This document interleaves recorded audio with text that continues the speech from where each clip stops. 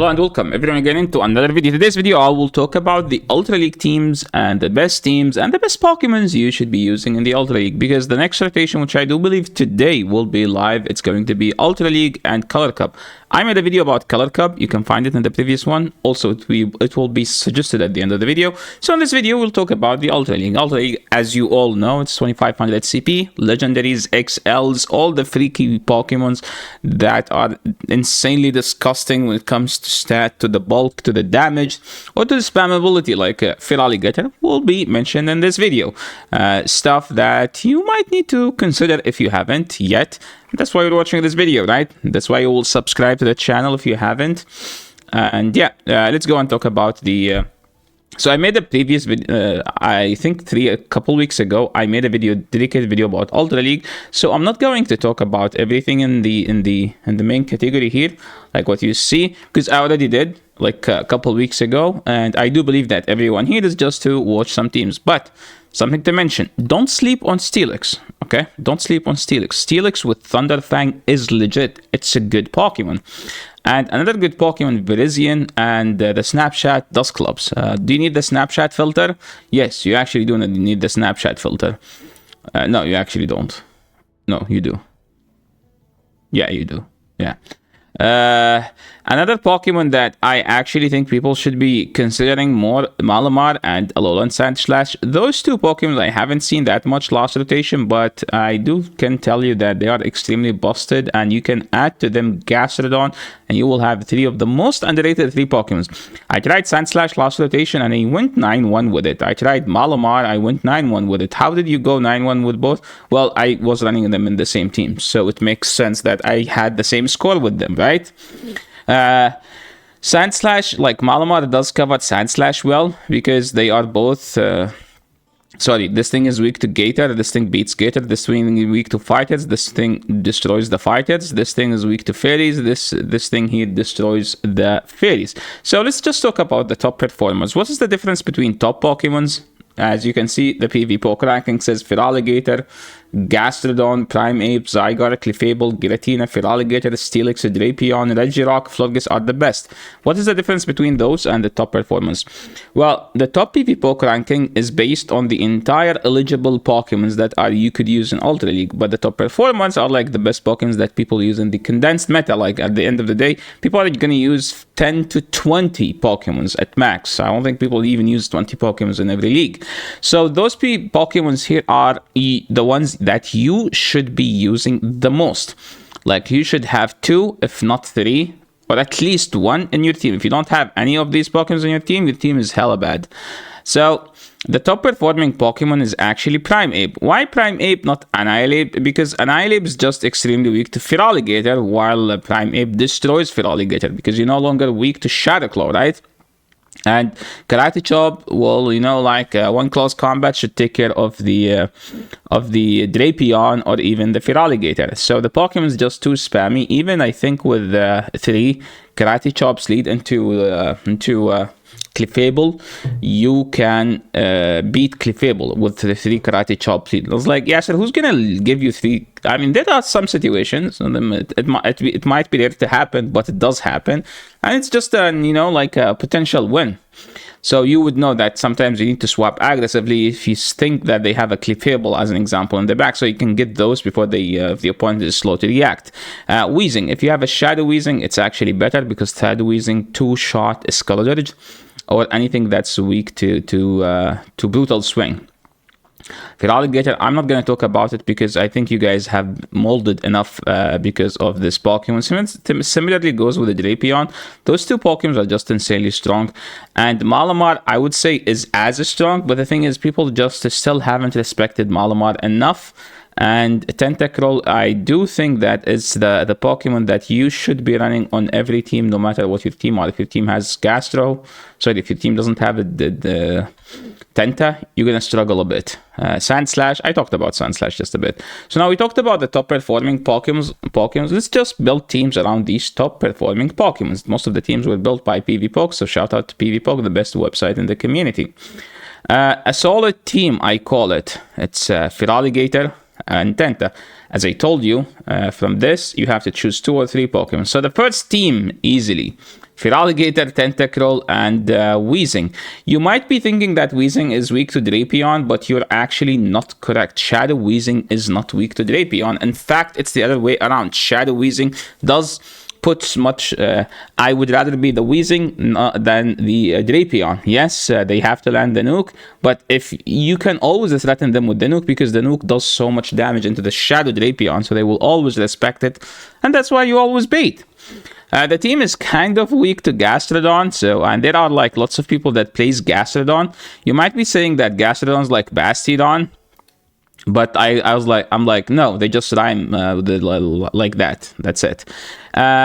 So if you have this team and you don't want to run 3 top performing Pokemons, just replace one of the poisons with Gastrodon, and then you will have a very hard answer to the Drapion. The problem with this team is there is no problem. This team is just extremely solid, insanely strong as well. I think it's just the Dragonite and the lead is just very, very tough for this team, because it doesn't matter what you swap.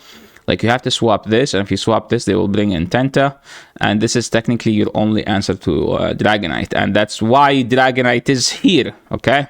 You guys know me, there is no Ultra League without the Dragonite, so the Dragonite team for this season is, as you can see it, Dragonite, Drapion, and Tentacruel. You could put Gastrodon here, to be honest, but I would rather have this, just because I don't want to be weak to Talonflame in the back, or the Drifloon in the back. I mean, I'm already weak to Drifloon with this. Well, Tenta somehow is not weak to Drifloon, because literally I played the matchup Tenta into Drifloon as Tenta and as a Drifloon, and I always prefer to be the Tenta, because they always swap in Drifloon into Tenta, and they have to land the Shadow Ball, and if you call it an Icy Wind bait, you can literally grab 2 shields. Speaking of shields, nothing gets shields down better than Feraligatr, and the best Feraligatr team is that you have to combine Feraligatr with a Malamar and a Zygarde. So what does Zygarde do? You destroy Drapion, and now I think in Ultra League you don't need to run Earthquake. You can get away with Bulldoze, and I'm not sure my Zygarde, this is for Master League, and Master League you kind of still run Earthquake, but I will try to get some footage using Zygarde. I do think that you run Bulldoze. I will try to get the Pokemon Go, the Zygarde abuser, to send us some Zygarde footage, because I do know like lots of my viewers actually do use Zygarde, and that's actually very smart. If you have a strong Pokemon, you should be using it. Like, what are you waiting? Why aren't you using a strong Pokemon, you know? Like, oh, because I don't want to run meta. Nobody cares, to be honest. It's just the standards that you put on yourself. Nobody cares. Like, I used to say, like, I don't run Bastiodon because I don't want to be a Bastiodon user. And literally nobody cared that I have that as a standard on my stream, that I will never build the Bastions. Who cares? When people want Basti, they won't be like, oh, yes, it doesn't use Basti, I shouldn't. No, when they need a Basticon, they will just watch someone else using Basti. So trust me. If you have an OP Pokemon, just use it. Don't wait. Another solid team. You might always notice that I always have a Drapion, I always have a Tenta on the team, or Feraligatr, or all, or both, or either. So these 3 Pokemon are just insanely strong in Ultra League, and you should be using them. So Gastro is a Pokemon that I don't have. I somehow managed to transfer all my Gastrodons, because I thought I have one build, and I found out I just don't have one build. And I also found out that I am like literally 100 XL short into building one. So Gastro with a Drapion makes a crazy good core. The problem with this core is that it's slightly weak to Talonflame, so just make sure you don't have a Clefable, but I do think that the team is very strong with Clefable. But something to mention, in Ultra League, you run Water Pulse, you don't run Earth Power on Gastrodon. Well, doesn't that make you weak to Feraligatr? Yes, but you still win the 2 straight body slam as a Gastrodon, so keep that in mind. I ran this team. No, it was actually not this. I think it was Tenta over this last season. And there is a video on the channel. Like, I think I went 9-1 or 12-3 with this team. And it was Malamar, and A slash and Tenta or Shadow Drapion. I saw this team, someone was using this team, and I actually liked it, but I just don't have a Licky. I do have a cow, so you could try this team with the cow or with Licky. It's it's a strong team. The team kind of struggle into Drapion in the lead, but honestly, the way you play Drapion in the lead, tank the crunch, throw the superpower, and then go Licky, because Licky does do well into Drapion. Primeape. If you need a Primeape team, the thing about Primeape is just a bit weak to it's just a bit weak of a Pokemon, because I saw people like saying like just build up a lucky one, and then every time I watch someone using a lucky one, they always need like that 1 HP extra. So make sure you use a rank 1, rank 2, like a top 10 PvP IV for the Primeape, so you don't be like, oh, I wish I have a bulkier one, I didn't invest in a lucky one. Yes, you're gonna save the dust, but you might like lose here games here and there. Let's be honest, if you play GBL, you will get the dust you need to power up new stuff. If you don't have a Skeldridge, Talonflame is very fine here.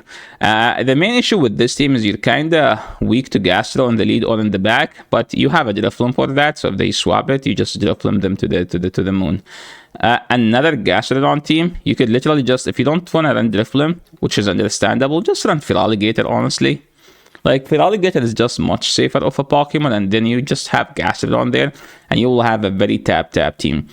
If you are a Goodra fan, last time people asked what is the Goodra team. I think the best team to run with Goodra is Goodra, Feraligatr, and Tentacruel. If you don't have Tenta, you can run Typhlosion, Shadow. Shadow Typhlosion is probably the most underrated Pokemon in either Great League or in Ultra League. This Pokemon is just so freaking good, especially if you're one of those like that plays for shield advantage, and then once you get the shield advantage, like, I don't know, you sneak in some Incinerate here and there, like you try to snipe the opponent Pokemon with an Incinerate, and then if you are up an Incinerate, you beat something like Feraligatr, which is actually insane. A solid team that I saw Homeslice Henry using, and it's actually a very decent team. Shadow Golurk with a Drapion and a normal type in the back, just in case they have a Feraligatr, because this team is kind of ABB good against Feraligatr. Feraligatr in the lead is just tough, but if it's in the back, you have a hard counter for that, whether you run the cow or you run Licky. Both are extremely good, both are extremely solid, and Shadow Drapion is kind of like the goated safe swap in this cup. Now, these are like the top performing teams. Let's just talk about some teams from previous rotations where people sent to me, and we'll give them some shout outs. So the Wholesome team, if you guys know the Wholesome team, it was Machamp, Snorlax, Amok, then it became Machamp, Snorlax, Drapion, then he replaced Snorlax with Licky because Licky get a buff. So now it's just you run the best fighter, and I think the best fighter is like actually Primeape, so you can just run Primeape, Licky, and Drapion.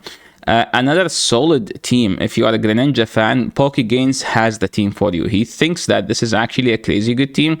The problem with this team is that you struggle into A-Slash in the lead because they will have A-Slash and then they will just RPS your backline. But I don't think they can RPS. Like A-Slash teams in general are weak to Greninja because they have to run... like their Greninja answer at best will be Tentacruel, and Greninja with a boost can handle that, and Greninja always boost.